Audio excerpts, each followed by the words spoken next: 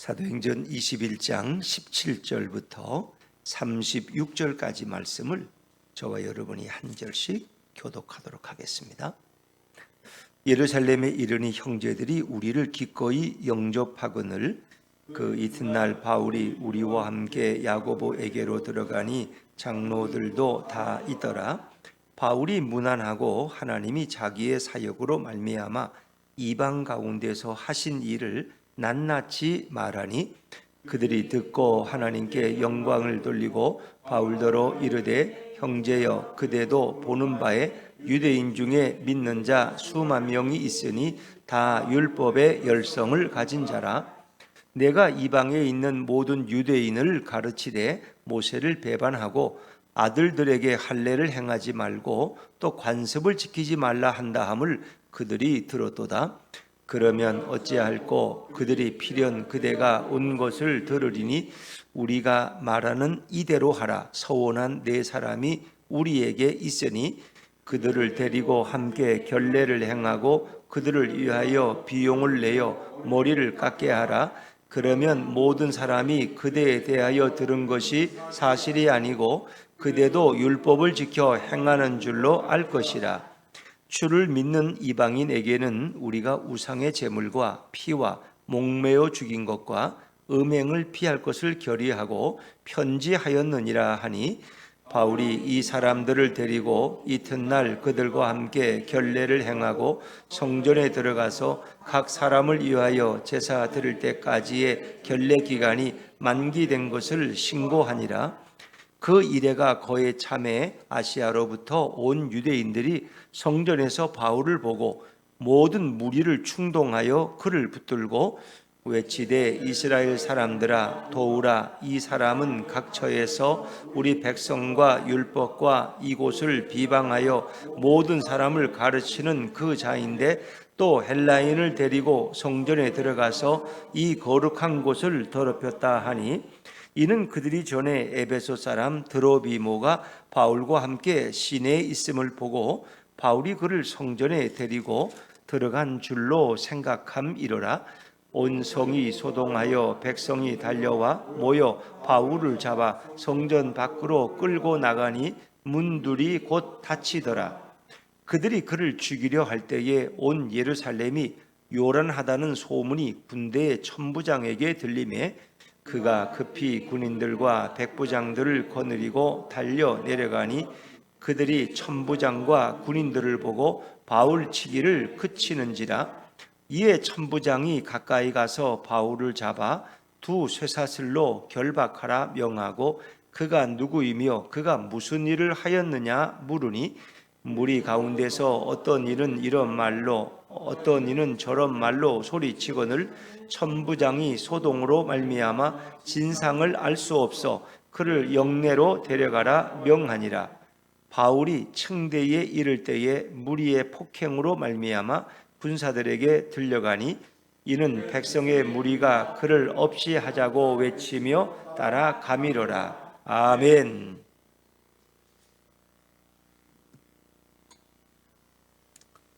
할렐루야. 네, 오늘 우리 사도행전 21장 17절부터 36절 말씀을 중심으로 예루살렘의 소동이란 그런 제목으로 함께 은혜 나누기를 원합니다.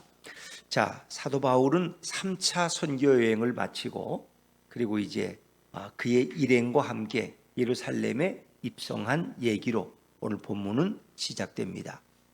이제 바울이 예루살렘에 입성하면 뭐가 기다린다 그랬어요? 환난과 결박이 기다리고 있다는 걸 이미 바울은 알고 있었어요. 그리고 많은 예언자들이 그것을 바울에게 예언했어요. 당신 예루살렘에 올라가지 말라. 그래서 어떤 아가보라는 예언자는 그 바울의 띠를 가지고 자기의 몸을 묶으면서 당신이 예루살렘에 올라가면 나처럼 이렇게 결박된다는 거예요. 그러면서 올라가지 말라고 권면하는 모습도 봅니다. 근데 바울은 죽음을 두려워하지 않았습니다. 우리가 사도행전 20장 24절 말씀을 앞으로 가서 다시 한번 읽어볼까요? 사도행전 20장 24절입니다. 시작. 내가 달려갈 길과 주 예수께 받은 사명 곧 하나님의 은혜의 복음을 증언하는 일을 마치려 하면은 나의 생명조차 조금도 귀한 것으로 여기지 아니하노라. 아멘. 그렇습니다. 바울에게는 달려갈 길이 있어요. 그에게는 오직 예수님으로부터 받은 사명밖에 없는 거예요. 그래서 그 은혜의 복음을 증언하는 일을 그가 다 하기까지는 그런 생명을 조금도 귀한 것으로 여기지 않겠다. 이런 각오가 이미 바울의 마음속에 있었어요. 그러니까 그런 이미 복음을 위해서 자기 생명을 내어놓기로 작정한 사람이에요. 그러니까 두려울 것이 없어요. 예루살렘에 올라가는데 조금 더 지체할 필요가 없어요. 그는 예수를 믿다가 복음을 증거하다가 성공해도 좋고 실패해도 괜찮아요. 예수를 믿다가 건강해도 좋고 병들어도 그 중요한 게 아니에요. 사도 바울이 예루살렘에 도착했을 때 이제 예루살렘 교회의 형제들이 바울을 기다리고 있습니다. 그가 온다는 소식을 그들은 이미 알고 있었어요. 그리고 기쁘게 바울을 맞이합니다. 그리고 사도 바울은 예루살렘 교회의 지도자였던 야고보, 주의 형제 야고보와 그 장로들에게 소개를 받게 됩니다. 자, 근데 야고보는 이제 요즘으로 말하면 예루살렘 교회의 총회장과 같은 이런 감독의 직위에 있던 그런 분이었습니다. 자, 바울은 이제 그들에게 자신이 3차 선교여행을 통해서 하나님이 행하신 일들을 낱낱이 그들에게 보고하고 알리기 시작합니다. 이쪽에 이제 간증이죠. 이제 선교 보고를 하는 거예요. 자, 우리 17절부터 19절까지 다시 한번 읽어보죠. 시작. 예루살렘에 이르니 형제들이 우리를 기꺼이 영접하거늘 그 이튿날 바울이 우리와 함께 야고보에게로 들어가니 장로들도 다 있더라. 바울이 문안하고 하나님이 자기의 사역으로 말미암아 이방 가운데서 하신 일을 낱낱이 말하니. 아멘.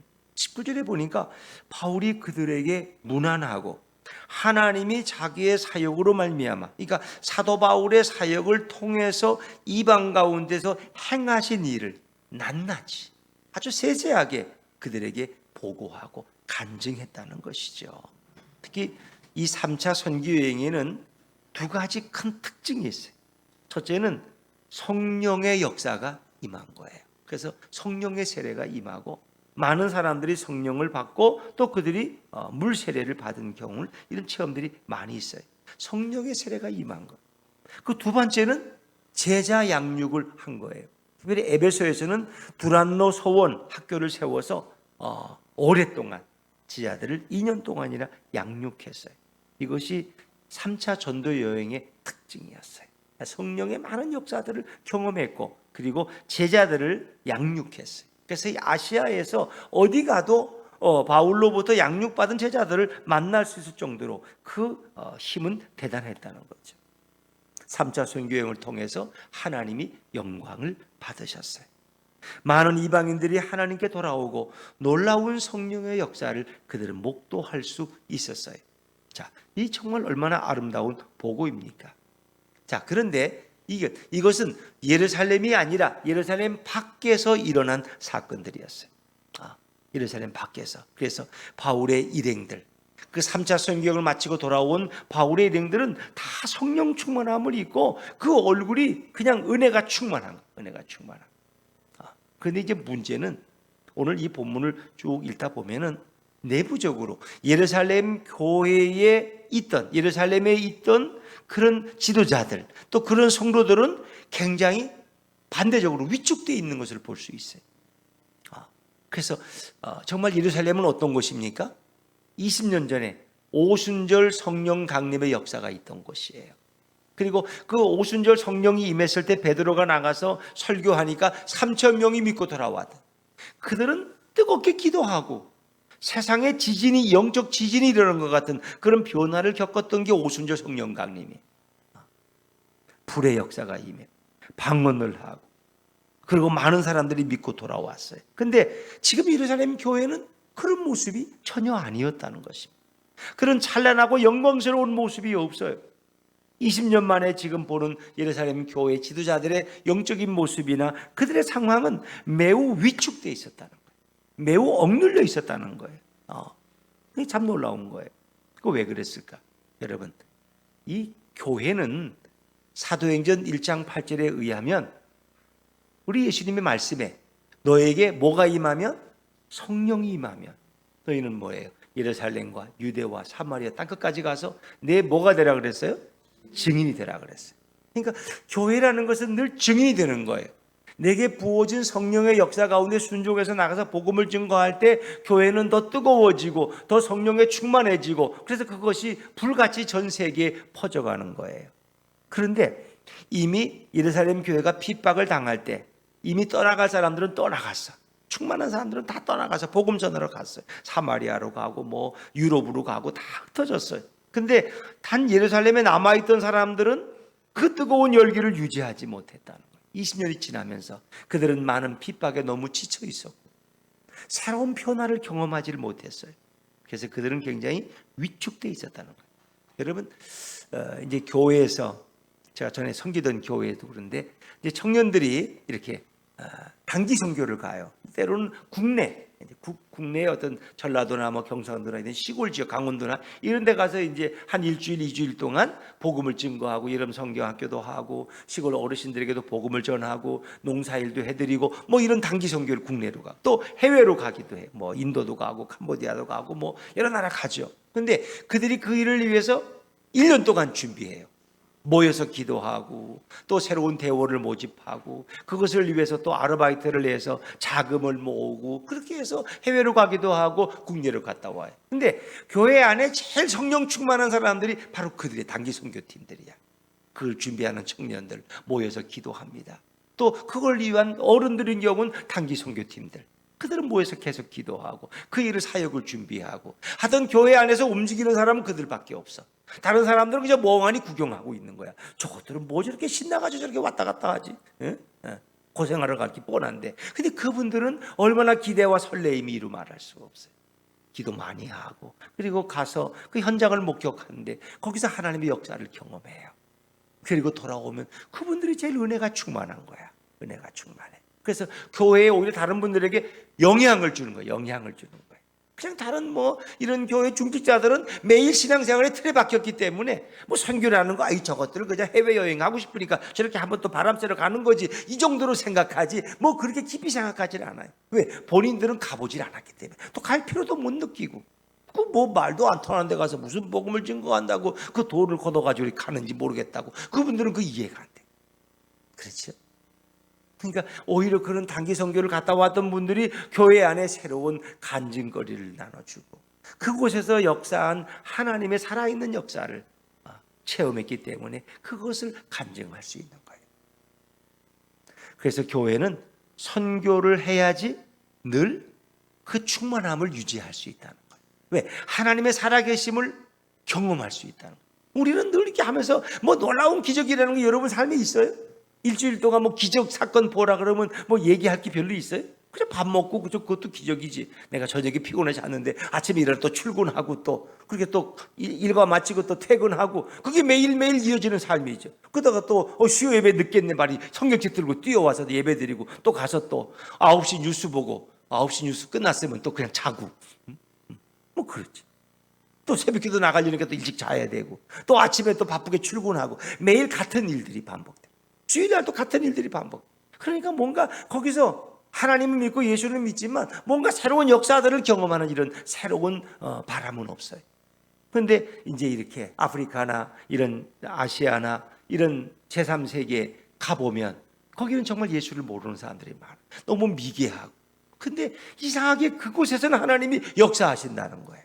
그래서 기도를 하면 병이 떠나가고 귀신이 떠나가고 문제가 해결되고 이런 걸 하나님이 증거하시는 거야. 그 청년들이 가서 안수했는데도 그냥 안진매이가 일어나고 말이야.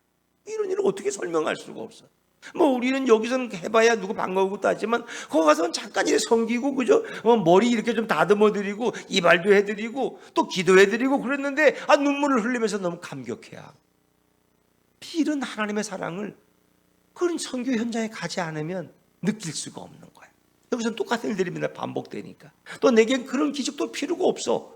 뭐 차 타고 또 직장에 출근했다가 또 차 몰고 또 퇴근하는데 뭐 거기 기적이 뭐가 필요했어. 그냥 하루하루 사는 게 기적이지. 그러나 다른 차원에서 초대교회와 같은 이런 놀라운 일들, 안진뱅에 일어나고 소경이 눈을 뜨고 병든 자가 치료받고 귀신이 떠나가고 사람들의 삶이 변화되는 이런 것들을 경험을 못한단 말이에요. 여기서는 웬만한 아픔은 다 병원 가지. 그러나 병원이 없는 오지에서는 그들이 할 수 있는 게 아무것도 없고 죽어가는 걸 그냥 쳐다봐야 돼. 돈도 없고 병원에 갈 수도 없고 너무 멀어서. 그러나 그곳에 가서 기도할 때 거기서 역사하시는 성령의 역사를 바라보면서 하나님은 살아계시고 예수님은 오늘도 일하고 계시는구나.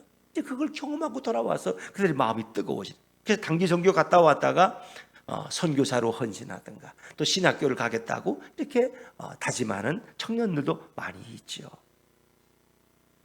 저도 작년에 캄보디아를 정말 이제 뭐 코로나 때문에 꼼짝도 못했고 이제 선교지에 이렇게 한 5, 6년 전에 갔던 이렇게 선교지지만 새롭게 또 방문하면서 제가 전에 교회에 있을 때 이제 캄보디아의 2개 교회를 이렇게 개척해서 건물을 짓고 헌당을 하고 그러고 있는데 그곳에 가서 또 그분들을 만날 때 그 감격. 뭐 평소 예배 때는 그렇게 뭐 많이 못 나와요. 그런데 뭐 하고는 뭐 어디 가는지 불교 지역이니까 한번대 자체가 뭐 맨 절이 그냥 가는 곳마다 뭐 몇 개씩 동네마다 있으니까. 그런데 이제 그 교회를 근거리 섬기는 분들도 있고 그렇지만 하여튼 또 새로운 선교팀이 이렇게 온다 그러면 하여튼 마을 잔치야 그게. 그래가지고 어린애들 어른들 그냥 다 모여서 예배당을 그득 채워요. 그러면 또 거기다 잔치를 벌려 그냥. 뭐 사실 그게 비용이 많이 들어가는 건 아니니까. 그러나 그분들에게 그게 잔치야. 그래서 예배드리고 열심히 찬양하고 뜨겁게 말씀 듣고 기도하고 그리고 끝나고 같이 식사를 나누면서 그런 모습을 보면은 이게 꼭 초대교회의 모습을 보는 것 같아. 이 우상의 지역에 이 불교가 만에 횡행한 이 지역에 가서 그리스도들이 기쁘게 찬양하는 모습을 보면 물론 그것으로 다 모든 게 되는 것은 아니지만 이제 그 이후에는 또 그 교회 목회자가 계속해서 이제 그분들을 섬기고 목회해야 될 그런 내용이지만 그럴 때 저희들의 마음도 뜨거워져. 우리 김윤기 선교사님 섬기는 그 캄보디아에 있는 이제 그 아이들 방과후 학교 그 아이들 이렇게 예배 드리는 거 보면 참 대단해. 오전반 오후반에서 예배를 이렇게 2번 드리는데 그 아이들이 저렇게 참 아름답게 성장할 수 있나 하는 그런 생각할 때마다 도전을 받아요. 그럼 우리도 갔다 오면 뜨거워지는 거야. 아니 복음은 여기도 이렇게 역사하고 있는데 왜 한국에 오면 이런 복음의 능력을 경험하지 못할까? 그 어떤 분이 그래. 목사님 왜 갑자기 선교 갔다 오더니 막 그냥 무슨 부흥 강사처럼 설교를 하고 우리한테 아멘을 하라고 강요한다고 그냥 그러는. 저 그때 갔다 와서 그랬어요. 그냥 아멘 하기 싫으면 다른 교회 가라고. 아멘이 귀찮을 정도면 다른 교회 가라고. 아멘 안 해도 되는 교회. 그래서 이제 그것 때문에 또 이제 마음에 상처를 받은 분이 있어서 내가 사과를 하고 이제 그렇게 그런 뜻이 아니다 그랬는데. 사실 아멘 하는 것은 근데 캄보디아 가서 이렇게 할렐루야 아멘 하는 거면 그분들은 그렇게 열심히 하는데 왜 한국에 오면은 여기 교인들은 아멘을 하려면 아주 1년 전부터 작정하고 해야 돼. 그냥 큰 맘 먹고. 아멘이 그렇게 힘들어. 할렐루야는 주님을 찬양하는 거 아닙니까? 근데 그 아멘 하는 게 그렇게 싫어. 마치 아멘 하면 무슨 목사의 무슨 이게 조종당하는 것 같은 느낌을 갖나 봐. 부흥 강사 와서 할렐루야 그러면 아멘 그러면 저건 개념이 없는 사람들 아니야? 그냥 무조건 할렐루야 하면 아멘 아멘 하는 게 저게 무슨 믿음이 있어가지고 하는 게 아니라 습관적으로 하는 거지 생각하지. 그러나 선교지에 가서는 그분들이 그렇게 정말 뜨겁게 열정적으로 아멘을 하고 할렐루야 하는 모습을 제 마음도 뜨거워져. 나도 평소에는 안 그랬는데 갔다 오면 나도 갑자기 부흥 강사가 돼서 물론 저도 전에는 부흥 강사였죠. 부흥 강사였죠. 그렇게 해서 많은 교회를 가서 부흥회를 하고 기도원에 가서 부흥회를 했는데 이제 자꾸 안 하니까 이제 목회자처럼 이제 되는 거죠. 이제 근데 또 그렇게 갔다 오면 저도 마음이 뜨거워져서 그래서 가만히 생각해 보면서 야 이게 우리가 늘 선교와 관련된 삶을 살아야지 우리 마음이 뜨거워지는구나. 그래야 예수님의 역사를 경험하고 하나님 일하시는 것을 볼 수 있지. 우린 날마다 그냥 습관의 형식에 빠져가지고 그냥 예배 참석하고 또 돌아가고 그냥 아무 일도 일어나지 않고 그런 일들을 매번 반복하고 있으면서 또 그것을 당연하게 여기는 이런 모습들. 그러면서 저도 이렇게 이 본문을 보면서 많은 걸 생각하게 됩니다. 정말 예수품 교회가 나가야 될 길이 어떤 것일까? 이런 습관에 익숙한 교인들을 오늘도 양산하고 그분들에게 그저 안락한 신앙생활에 이런 자리를 제공하는 것이 예수품 교회일까?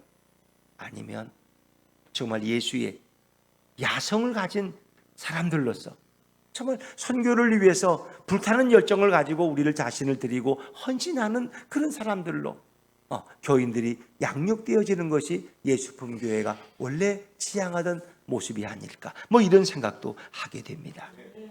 초대교회의 모습은 처음에는 성령 충만하고 너무나 뜨거웠던 모습인데 20년 만에 예루살렘에 올라와 보니 그 모습이 아니더라는 거예요. 그리고 그들은 지금 두려워하고 있어요. 또 새로운 핍박이 일어날까 봐. 또 바울이 율법에 대해서 가졌던 이런 생각들이 다른 유대인 그리스도인들은 그걸 못마땅하게 여기고 있었다는 거예요. 그래서 바울이 온다는 소문을 들으면 그들이 몰려들 텐데, 바울을 핍박하거나 죽이려고 할 텐데 이거를 어떻게 해결해야 될지 이 유대 지도자들은 지금 고민 중에 빠졌다는 거예요.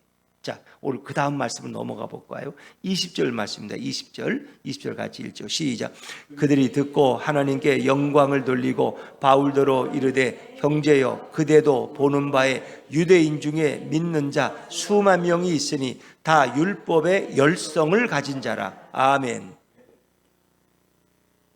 자, 그들이 듣고 이 선교 보고를 다 들었어요. 그리고 하나님께 영광을 돌렸어요. 그리고 바울더러 이르되, 형제여, 그대도 보는 바에 유대인 중에 믿는 자 수만 명이 있으니 다 율법의 열성을 가진 자라. 이게 유대인 중에 믿는다는 것은 예수를 믿는 자예요. 예수를 믿는 대부분 유대인이지. 그리 이스라엘 사람 다 유대인이니까 원래 율법을 증종하고 그런 사람들, 이제 그들이 예수를 믿게 된 거예요.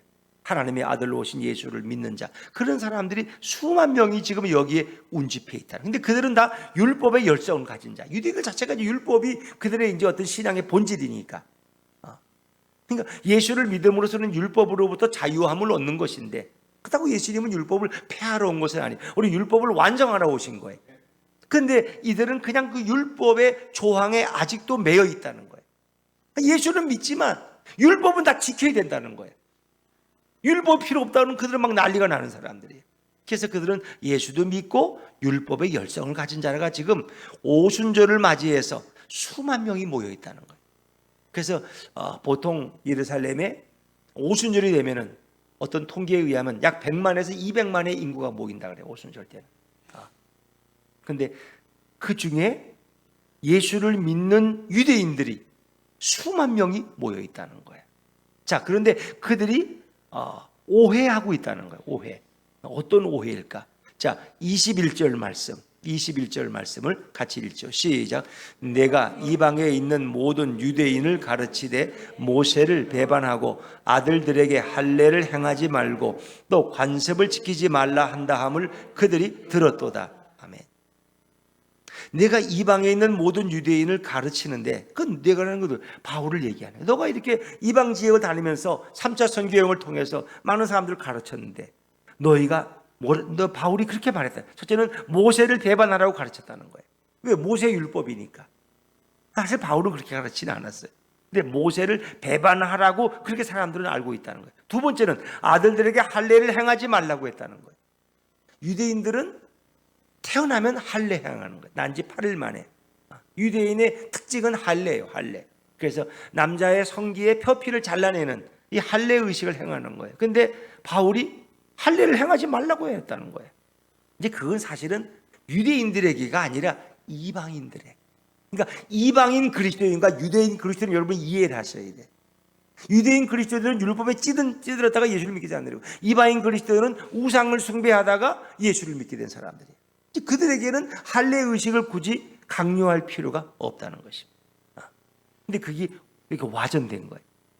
아들들에게 할례를 행하지 말고 또 관습을 지키지 말라 한 다음을 그들이 들어요. 관습을 지키지 말라. 이것은 유대인들이 지켜야 될 어떤 문화적인 관습들, 습관들. 근데 이런 것을 지킬 필요가 없다. 그렇게 바울이 말했다고 그들은 다 이야기하고 있다는 거예요. 그러니까 그들이 그 얘기를 듣고는 그들은 바울에 대해서 뭘 갈고 있어요? 이를 갈고 있다는 거예요.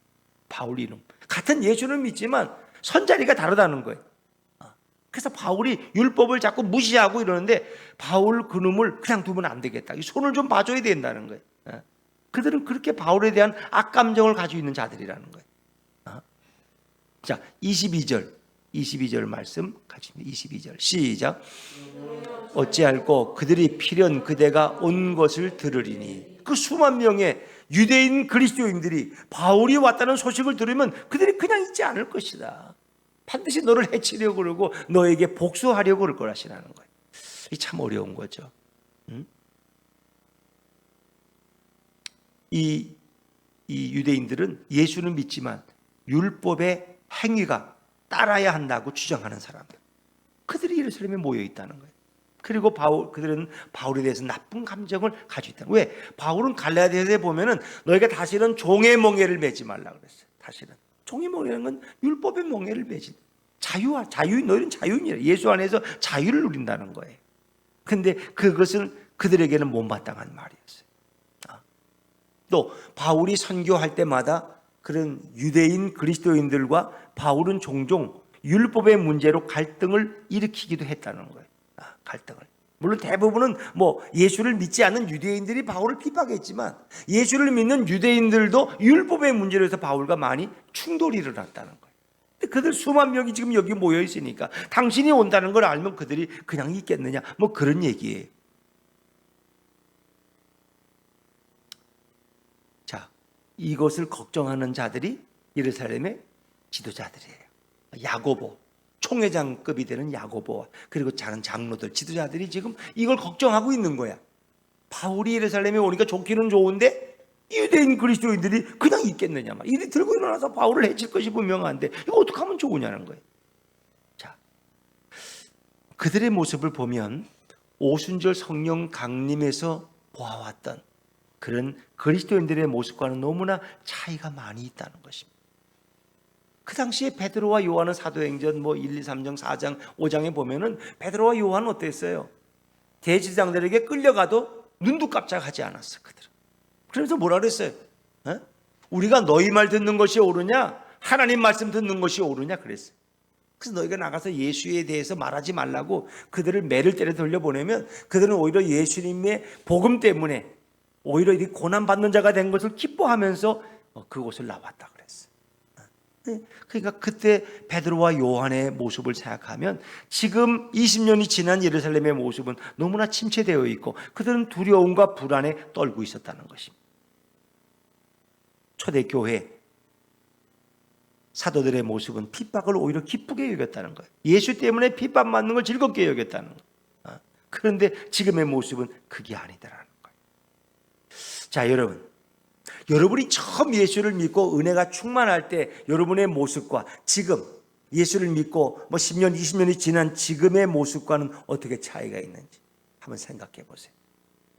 우리가 더 아름다운 모습으로 성숙해 가는 것일까? 아니면 점점 어찌 보면 퇴보하고 있거나 아니면 그냥 예수 믿는 사람으로 익숙한 그냥 이렇게 관습처럼 이렇게 똑같은 삶을 반복하고 있지는 않는가 한번 생각해 보세요. 저는 이 모습을 보면서 우리 예수품 교회를 또 한번 생각해 봤어요.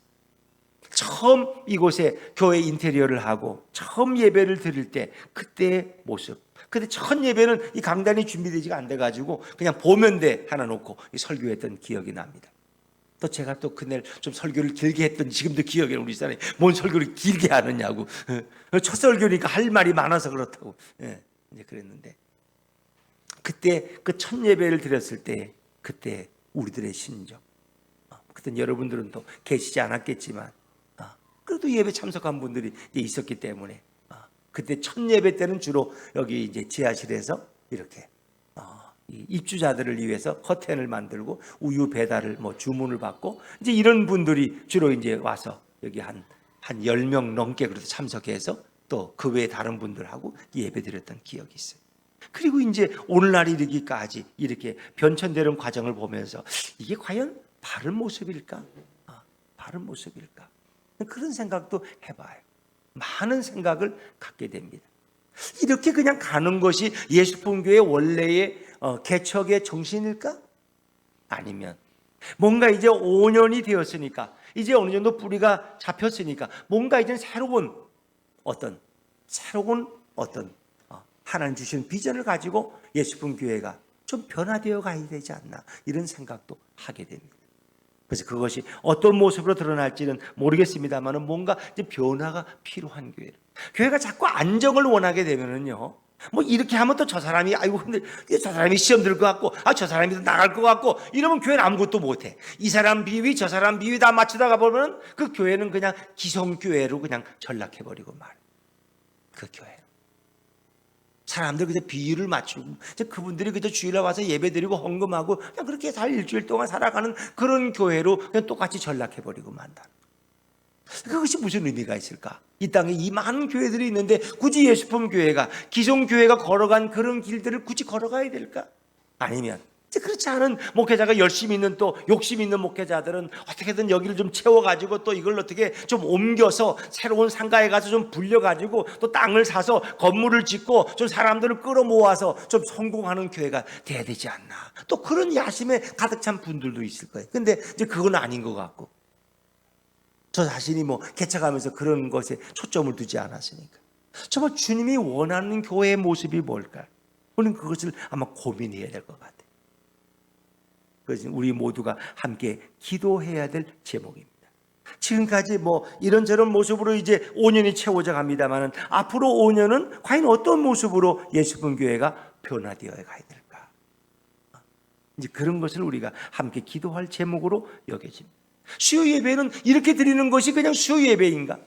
사람들이 좀 많이 나오면 좀 뭔가 좀 부응한 것 같고, 사람의 숫자가 적으면 이걸 계속 해야 되나? 이런 생각이 들어요. 전통적인 수요 예배를 꼭 이런 식으로 드려야 되나?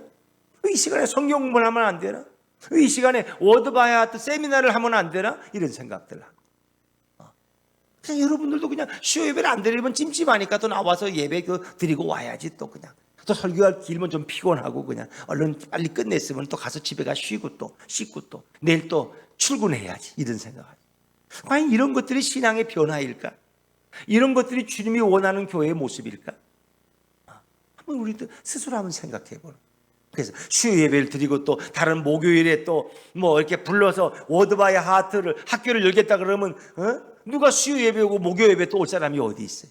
그럼 또 수요 예배 나누면서 또 목요일 날 또 워드 바이 하트 오는 사람들은 또 어떤 사람들이야? 그건 또. 그래서 여러 가지 기도의 제목들이 있는 것 같아요. 수요 예배를 오히려 그런 워드 바이 하트 세미나를 하는 시간으로. 그래서 그 1시간이고 1시간 반이고 말씀을 가지고 나누고 잠깐이지만 그 작은 단락이지만 우리가 그 말씀을 아예 선포하고 돌아갈 수 있으면 어떨까? 뭐 그런 생각도 들고. 하여튼 큰 기도하고 있어요. 그러나 이제 교회는 뭔가 좀 변화되고 새로워져야지. 그냥 이런 틀, 전통적인 교회가 하는 틀에 그냥 매여 있다면, 그리고 그냥 사람들이 좀 많이 모이면 힘이 나는 것 같고 사람이 좀 줄으면 또 힘이 쭉 빠지고, 이런 모습은 아닌 것 같아요. 이런 모습. 그래서 우리가 함께 기도하면서 주님의 뜻을 물어야 되지 않느냐 하는 생각을 하게 됩니다. 저도 제 자신의 이런 침체되어가는 모습을 보면서, 그래서 이제 10월 달에 아프리카 케냐에 가서 그 선교 현장을 보고 또 하나님이 거기서 어떻게 일하시는 것을 보고, 그 곽희문 선교사님이 거기 간 지가 벌써 15년 됐다 그러더라고요. 이제 그분이 이제 뭐 나이로비만 있는 것이 아니라 시골에 이제 가서 또 저기 탄자니아까지 또 소말리아 인근까지 가서 복음을 전하고 학교를 돌보고 또 아이들에게 복음을 증거하고 그렇게 하는데, 이제 그런 생생한 선교 현장을 보면서 하나님이 과연 내게 어떤 도전을 주실까, 그런 기대를 가지고 있어요. 왜? 저 자신이 그냥 이 목회에만 매여 있으니까. 그냥 교인 하나 들어오면 또 좋고 또 그분이 또 안 나오면 실망하고 그냥 이런 목회에 매여 있는. 뭐 제가 전에 목회하던 교회는 이런 그저 몇십 명의 교회가 아니라 이거보다는 훨씬 많은 몇백 명, 그런 1000명에 가까운 교회에서 그 한 명, 두 명 들어오는 거 별로 신경 안 썼어. 근데 이 교인이 작다 보니까 그냥 한 명 나가고 한 명 들어오는 게 늘 눈에 보이고 여러분들은 느낄 거야. 언제까지 여기에 매여서 사람들의 비위를 맞추는 목회에 내가 그냥 전념해야 되나? 정말 하나님이 원하는 길이 어디에 있을까를 저도 고민하고 기도하게 돼요. 그래서 이번 10월 달에 어렵지만은 그렇게 케냐를 가기로 한 것이 선교 현장에 가서 과연 주님이 원하는 예수분 교회의 모습이 어떤 것인가를 다시금 한번 되새기는 계기가 되었으면 좋겠다는 생각이 드는 것입니다. 여러분, 베드로를 한번 생각해 보세요. 베드로가 갈릴리 바다를 건너가는데 풍랑이 일었어요. 고통당하는데 예수님이 물 위를 걸어오시는 거야. 베드로가 너무 놀라웠어요. 주님, 저에게도 명령해서 좀 물 위를 걸어오라고 좀 말씀해 주세요. 예수님이 그래, 너도 걸어와라 그랬어. 베드로가 물 위를 막 걷기 시작했어. 그건 제정신이 아니야. 베드로가 그냥. 그건 베드로의 이성적인 생각이 아니야. 예수님을 보는 순간 너무 좋아서. 주님이 걸어오니까 나도 걷겠다고 나섰는데 그냥 걸어지는 거야. 그럼 잠시 현실을 잊어버린 거야. 그런데 물결이 일고 바람이 부니까 그 순간 이성의 현실로 돌아온 거야. 내가 물 위를 걷고 있잖아. 이거 미쳤지?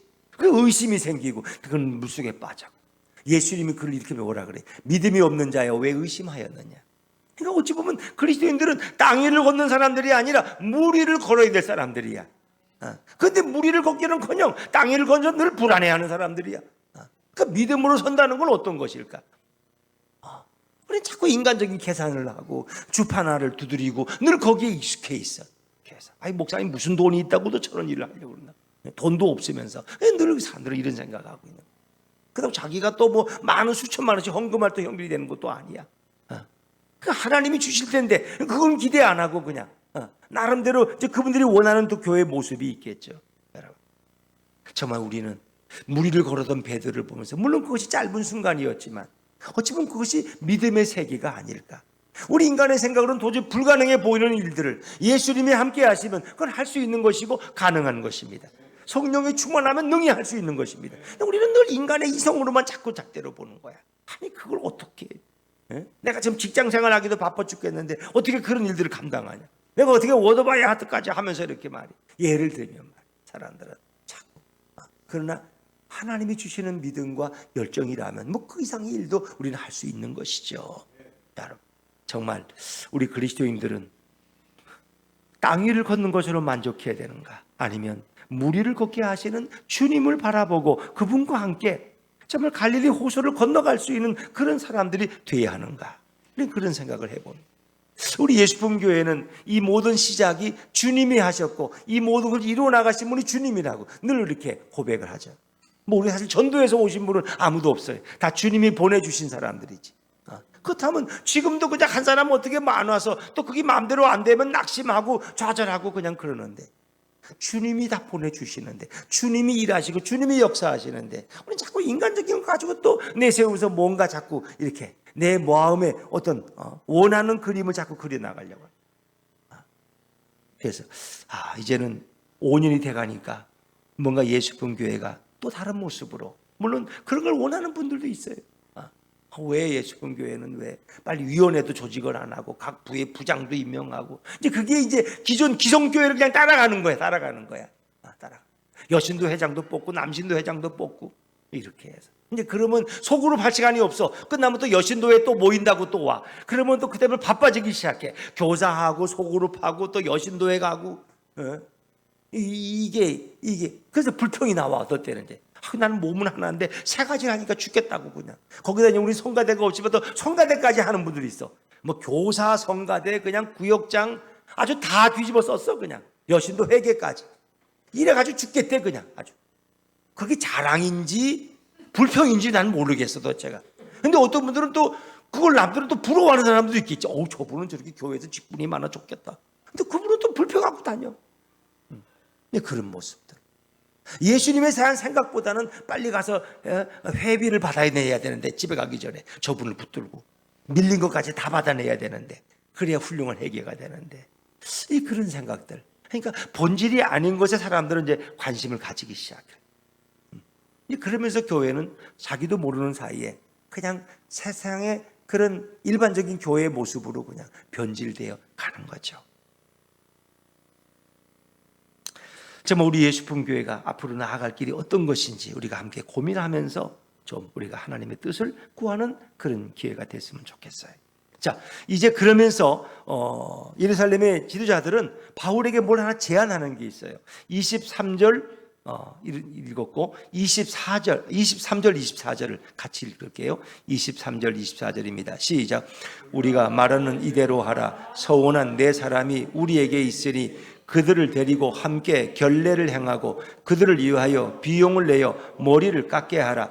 그러면 모든 사람이 그대에 대하여 들은 것이 사실이 아니고 그대도 율법을 지켜 행하는 줄로 알 것이라 그랬습니다.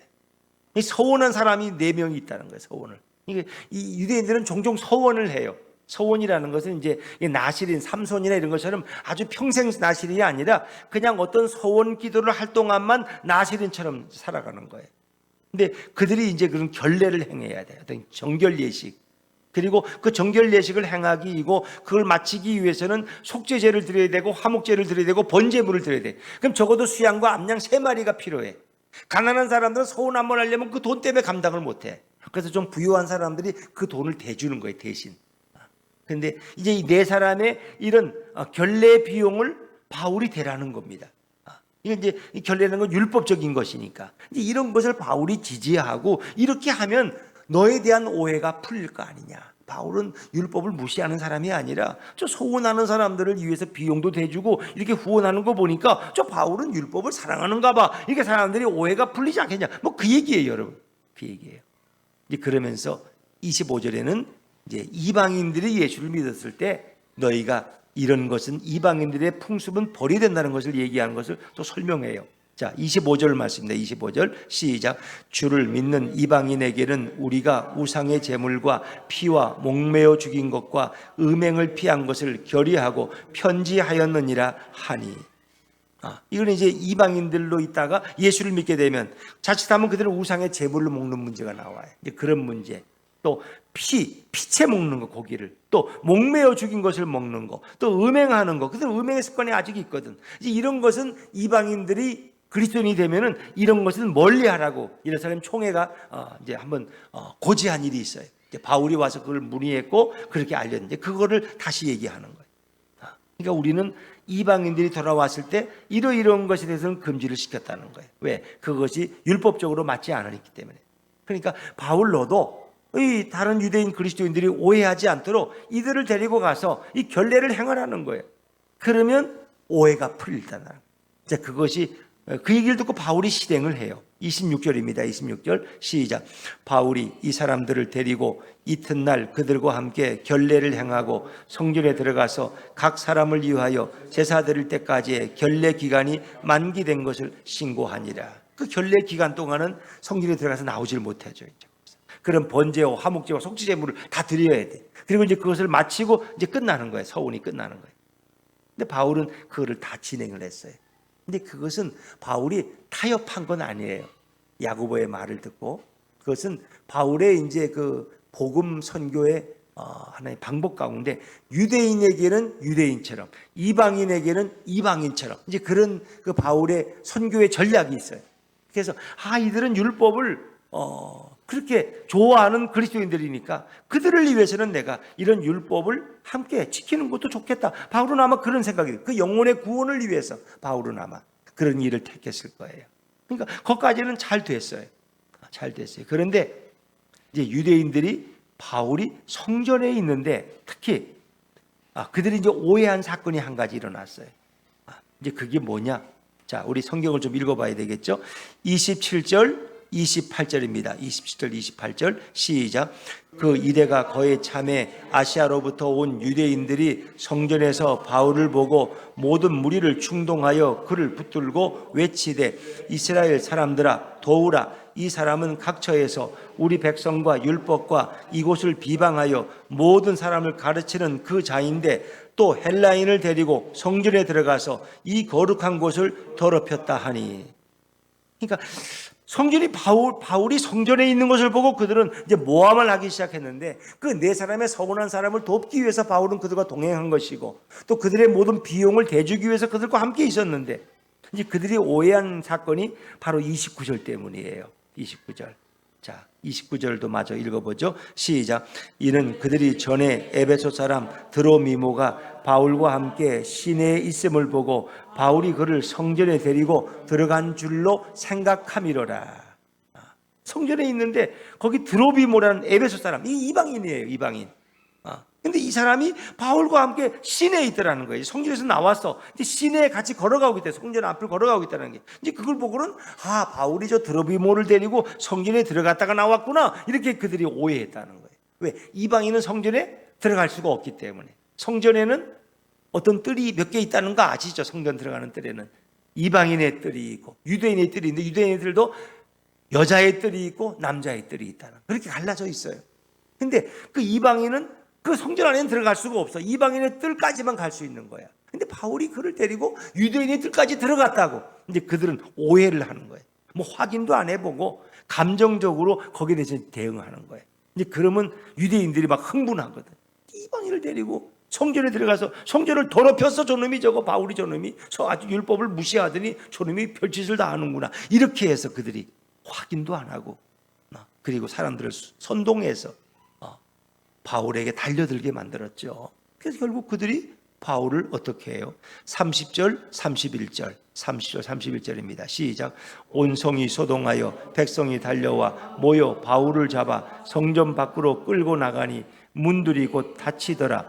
그들이 그를 죽이려 할 때에 온 예루살렘이 요란하다는 소문이 군대의 천부장에게 들리매. 아멘. 그러니까 그들의 가장 큰 것은 성전을 더럽혔다는 거예요. 성전.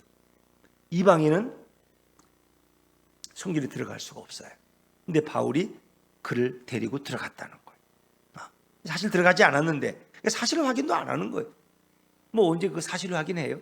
사람들을 선동할 때는 그냥 막 유튜브고 뭐고 막 거짓말을 쏟아놔도 사람들은 감정이 흥분되면은 확인도 안 하고 달려드는 거야. 그러려니 하고. 그래서 그들이 바울을 쳐서 죽이려고 했어요.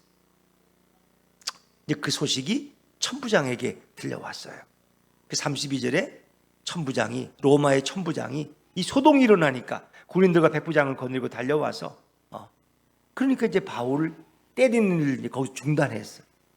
그리고 바울은, 일단 천부장은 이 사태를 수습해야 되고 도대체 영문이 뭔지 모르니까, 왜 이 사람들이 바울을 돌로 치고 때리는지 죽이려 하는지 그 이유를 모르니까, 그래서 일단은 바울을 결박하라 그랬어요. 그리고 이제 이 내용을 확인하려고 하는데 뭐 이 말 저 말을 해가지고 무슨 말인지 모르겠어. 그냥 바울을 데리고 일단 부대 내, 영내, 안토니오 문이라, 영문이라 그러는데 영내로 데리고 들어갔어요. 그래서 성전 한국에 로마의 군인들이 거주하는 문이 있어요. 그 지역이 있어요. 부대. 이제 글로 데리고 들어갔어요. 일단. 그리고 이제 바울에게 다시 묻게 되는데 35절에 보니까 바울이 층대에 이를 때에 무리의 폭행으로 말미암아 군사들에게 들려가니, 뭐 어떤 분은 바울이 너무 많이 맞아서 이제 걸을 수가 없어서 이렇게 업고 갔다고 이제 그렇게 하는데, 이 층대라는 건 계단이에요. 보통 이런 부대나 들어가려면 계단을 올라가야 되는데 사람들이 계속 바울을 폭행하려고 하니까 아예 바울을 둘러매고 그냥 갔다는 거죠. 그러나 백성의 무리는 끝까지 바울을 죽이자고 소리치며 따라갔죠. 36절 말씀 같이 읽죠. 36절 시작. 이는 백성의 무리가 그를 없이 하자고 외치며 따라 가밀어라. 아멘. 결국 이제 결박되는 거예요. 바울이 행하지 않은 일로 오해를 받아서. 그런데 결국 예언자들의 예언대로, 바울이 예측한 대로 결박과 환란이 그를 기다리고 있는 거예요. 이제 그가 지금 결박되는 것은 결국은 어디로 가는 결박이에요? 로마로 가는 결박. 로마로 가기 위해서 그는 죄수의 몸이 돼야 돼요. 결박당해야 돼요. 그래서 로마에까지 가서 복음을 전하는 길이었어요. 그 고난이 바울에게 나쁜 것은 아니었어요. 하나님의 뜻을 이루기 위한 고난이었어요. 그래서 바울은 이미 그걸 알고 있었기 때문에, 물론 그가 매 맞고 죽기 직전에 상황까지 갔을 때 그건 얼마나 고통스러웠을까. 그러나 바울은 그것도 두려워하지 않았다는 것입니다. 어찌 보면 신앙이라는 것은 예수를 위해서 우리 자신을 드리는 거예요. 예수님이 정말 십자가에서 나를 위해서 매를 맞고 피 흘리시고 그분이 죽으셨다면 내가 주님을 위해서 하는 것은 칭찬받을 일이 아니에요. 내가 그건 헌신이나 희생이 아니에요. 그건 당연히 해야 될 일이에요. 주님이 나를 위해서 생명을 들이셨는데 나는 주님을 위해서 뭘 좀 하면 내가 대단히 봉사한다고, 대단한 일을 한다고 우린 칭찬받으려고 하고 인정받으려고 해요. 그러나 바울은 예수님이 그를 위해서 십자가에 죽으신 것을 알기 때문에 그 매맞는 것도 그는 기쁘게 감당할 수 있었다는 거죠. 근데 놀라운 것은 이렇게 많은 사람들이 바울을 죽이려고 그러고 그를 향해서 돌을 던지며 매를 때려도 그걸 말리는 사람이 없어요. 그 예루살렘에 얼마나 많은 그리스도인들이 있었겠어요. 누구도 나서서 바울을 막 만류시키지도 않고 막아주는 사람도, 변호하는 사람도 없어. 이거 얼마나 예루살렘 교회가 침체된 교회였는가. 그들은 이미 유대인들의 율법과 그리스도의 복음이 짬뽕이 돼가지고 이게 어떤 신앙의 생동력을 잃어버린 사람들이 예루살렘 교회의 모습이에요. 예루살렘 교회의 모습. 그러나 바울은 이미 3차 선교여행을 마치고 돌아온 그에게는 많은 간증과 하나님의 역사를 목도했기 때문에 그는 성령 충만했어요. 그는 죽음도 두려워하지 않았어요. 바울은 죽을 정도로 맞았지만은 그러나 아마 로마를 바라보고 있었을 것입니다. 우리가 예수님 때문에 오해도 받고 손해도 보고 억울한 일도 경험할 수 있습니다. 그러나 그것이 꼭 나쁜 것만은 아닙니다. 진정으로 예수를 믿는 것이 어떤 것일까? 진정 예수님의 은혜 안에 있는 것이 무엇일까? 우리는 다시금 한번 생각해 봤으면 좋겠어요. 오늘 바울이 가는 길은 고난의 길이었고 억울한 길이었고 매맞음의 길이었어요. 그러나 바울은 그러면서도 로마까지 가서 복음 증거하고 또 서바나까지 가기를 원했어요. 왜? 그것이 예수님이 그에게 주신 사명이었기 때문에. 오늘 이 시대에 그리스도인들이 과연 어떤 생각을 가져야 될까? 정말 우리 예수분 교회가 이 시대의 많은 교회들처럼 또 하나의 교회가 필요한 것일까? 이런 생각을 해봅니다. 하나님이 우리를 이곳에 이 부영상가에 교회를 세워주시고 또 이렇게 4년 9개월 동안 교회가 평안하게 이렇게 자라오게 안정되게 하신 이유가 무엇일까? 저희 노예 안에도 이제 교회가 한 60개 교회 돼요. 근데 이제 물론 이렇게 장로님도 계시고 조직된 이런 교회들지만 또 많은 상가 교회들이 있어요. 그것도 아직도 월세를 내고 뭐 전세를 월세 내는 교회들이 상당히 많죠. 대부분 이제 그런 교회들. 그러면서 그 교회들을 보면 교세가 그 변함이 없어. 늘 그냥 10명, 20명. 그 벗어나기가 어려워. 30명을 벗어나기가 어려워 출석교인이. 늘 그 상태야. 제가 여기 5년 전에 올 때나 지금 5년이 지난 지금이나 그 교회들의 모습은 변한 게 없어요. 거의 다 똑같아 지금. 그래서 우리 예수품 교회가 이제 노예 안에서 아마 순위로 보면 그 순위라는 것도 오르만은 아니야. 뭐 모이는 출석의 숫자나 아니면 뭐 노예비를 내나 그런 걸 보면 아마 한 중간은 넘을 것 같아 벌써 우리 교회. 그러니까 다른 교회들은 그만큼 많이 침체되어 있다는 거예요. 그러니까 우리는 뭐 그나마도 여기까지 이렇게 하나님이 아름답게 이렇게 성장시켜 주셔서 이제는 그래도 다른 교회들을 도울 수 있는 이제 그런 힘을 주셨고 그렇게 하셨지만 과연 우리는 그것으로 만족해야 되는 거예요. 정말 주님이 원하는 모습은 그런 모습일까? 이렇게 19군데 교회를 돕고 선교사를 돕고 뭐 그것으로 우리 예수분 교회가 할 일을 다 하고 있다고 과연 말할 수 있을까? 주님이 원하는 모습은 우리가 어떻게 그리스도의 사람이 되고 그리스도의 제자가 되는 걸 주님은 원하실까? 저는 이것을 여러분들도 함께 기도하고 또 우리가 함께 고민해 봤으면 좋겠다 하는 생각이 듭니다. 교회가 고난이 없는 것이 어찌 보면 이 시대의 부끄러움이고 교회가 손해보지 않는 것이 어찌 보면 부끄러움이고 교회가 너무 평안한 것이 또 어찌 보면 부끄러움이고 왜? 이 시대는 정말 주님을 진정으로 증언하는 교회라면 늘 평안할 수만은 없을 거예요. 거기 예수님이 계시고 성령이 인도하시는 교회라면 어떤 모습이 되어야 될까? 그리고 우리의 한 사람 한 사람의 삶의 모습이 과연 어떻게 고백되어져야 될까? 우리는 하기는 과제를 함께 그냥 오늘은 나눠주길 원합니다. 이제 우리 예수품 교회가 내년 1월 20일이면 이제 꼭 5년을 맞이하는데 앞으로 5년을 지나고 또 5년의 새로운 출발을 하면서 우리 교회가 어떻게 좀 달라질 수 있을까? 주님이 원하시는 교회의 모습이 무엇인가를 좀 함께 고민하고 토론하면서 저가 그 길을 찾는 교회가 되었으면 좋겠어요. 바울이 예수님께 붙들려서 가는 그 길은 평안한 길이 아니었어요. 다 모두가 붙들지만은 환난과 결박이 기다리고 있지만 그런 그 길을 담대하게 갔어요. 정말 주님을 위해서 내 삶을 드리고 내 마음을 드리는 그런 교회의 모습이 어떤 것일까 한번 생각하면서 더 나은 예수품교회를 꿈꾸고 또 그것을 기도하는 우리 모두가 되시기를 주의 이름으로 축원합니다.